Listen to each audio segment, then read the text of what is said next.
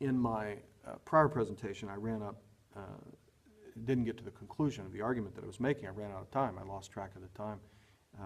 And I was dealing with the objection from McCormick, Matthew McCormick, in his lectures on the Kalam Cosmological Argument. He was saying that the cosmological argument does not get us to, even if it works, it doesn't get us to an omniscient reality. And the argument that I was developing, I was following Thomas Aquinas. This is not how necessarily William Lane Craig would do it, or other defenders of the cosmological argument, but I was using the approach that Aquinas does, which is to think about what knowledge is. Knowledge is, by its very essence, it is the presence of what we know within ourselves. So if I know you, that means I have within me an awareness of the reality of you, but I don't physically have you in me. I have you in me in an immaterial way, in my intellectual awareness. And therefore I can say that I know you. When I say I know about the Grand Canyon, that doesn't mean that I just have some type of sensory picture inside of me of the Grand Canyon. I know about the reality of the Grand Canyon.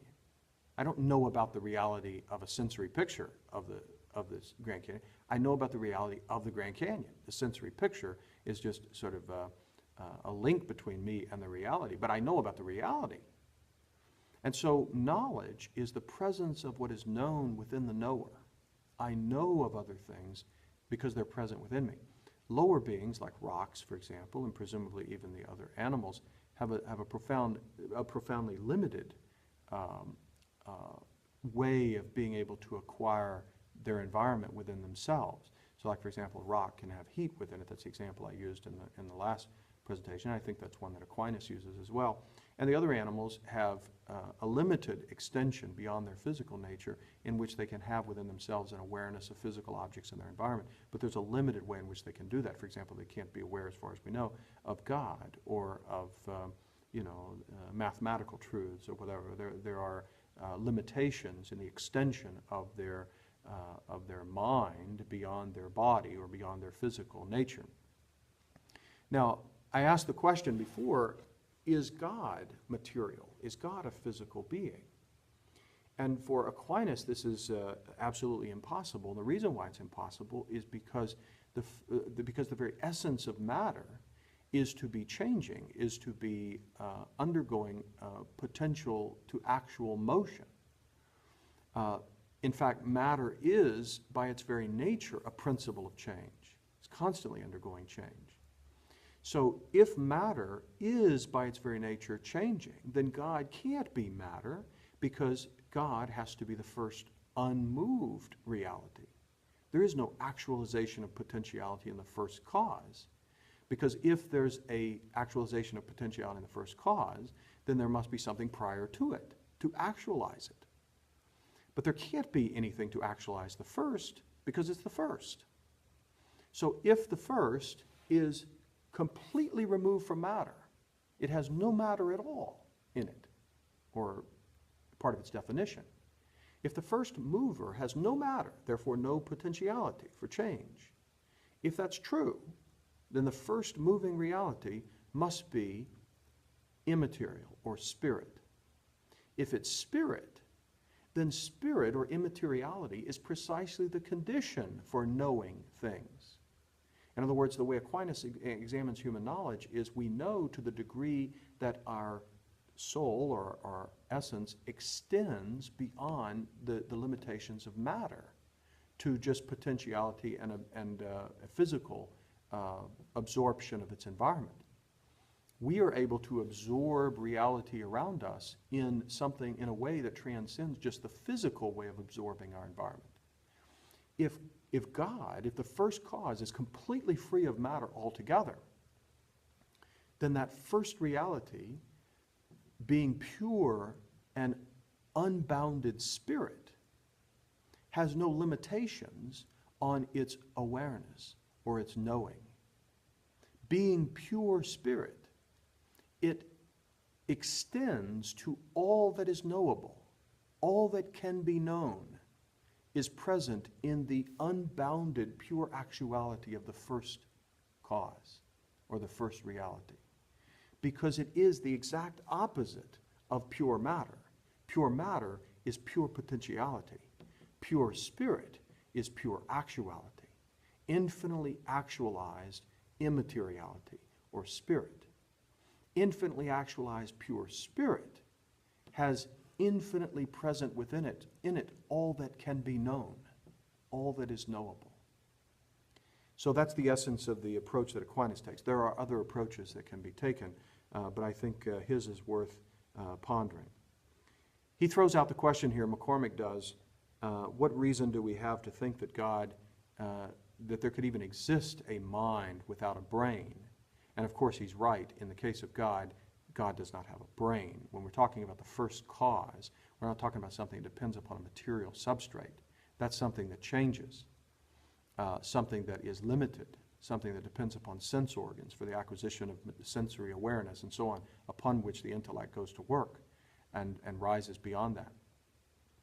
But he asked the question, what basis do we have to think that there can be a mind without a brain? And the answer that I would say to that is, following Aquinas again, is to say that, first of all, you can think about the human mind and its activity that rises above material activity. So in other words, when I think about, the interior angles of a triangle equal 180 degrees, the activity that goes on there is one that rises above just material physical activity. The material physical activity is present with it, or it is concurrent with it, but it is not reducible. The higher level activity is not reducible to the lower. It's something that transcends it and goes beyond it. And therefore, if there is in human experience a physical activity that is concurrent with or that accompanies the intellectual activity, but the intellectual activity is not reducible to the material, then if I say, or I defend the position, if I have reason to believe that there is a first cause that is completely free of matter altogether, and then I make the argument that the source of the world is not physical, therefore is purely spiritual, and therefore resembles more closely the intellect, which is an immaterial activity, more so than the material, then I have a basis for that within human experience itself. In other words, the human person is a microcosm of the universe and the origin of the universe. In other words, we find within ourselves both the immaterial activity that we experience through introspection in our intellect, as well as the physical, material, changing activity of the body. So if I say, what's the origin of this universe? Is the origin of this universe pure matter that then gives rise to mind? Or rather, is the origin of this universe mind that in the course of cosmic history guides and directs the world toward the emergence of mind and higher level activity that transcends that of the body? With those two positions in front of us, the ultimate origin of the universe, is it mindless matter? Or is the ultimate origin of the universe pure mind that has produced a world that eventually becomes conscious of itself through the emergence of mind and therefore resembles its cause and is able to think about its cause and return to its cause? Which of these two positions matches the discoveries of the cosmological argument? Well, obviously it's the one that sees the world as beginning or originating in mind. And then matter comes to emerge from the context of matter, the awareness of itself in spirit or in intellectual activity. So I don't see any reason to say, because the human mind is able to transcend the activity of the body through its intellectual activity, I don't see any reason to say that it is impossible that there could be a first cause of the world that is pure intellect with no matter at all.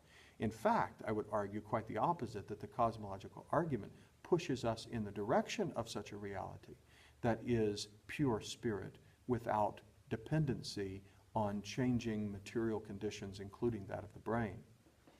But that raises lots of other questions, but since he just threw it out very quickly, I too respond to it as quickly as possible. Okay, third objection.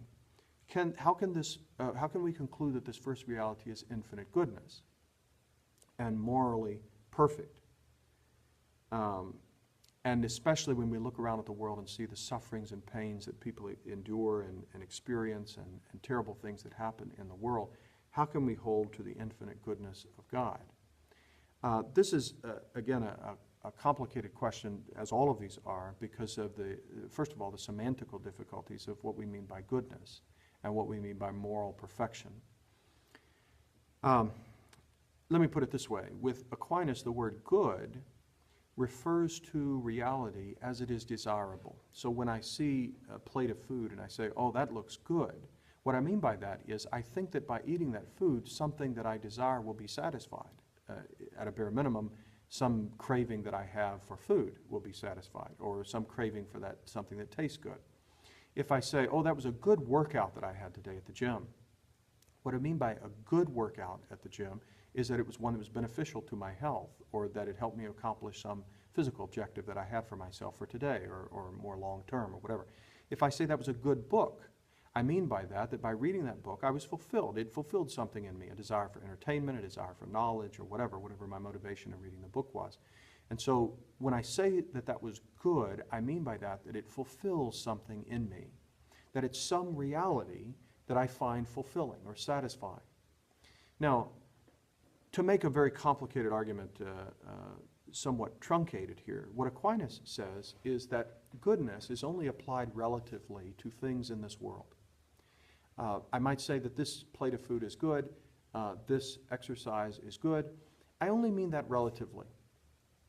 It's some good for me. It satisfies some desire that I have. It completes something that I need.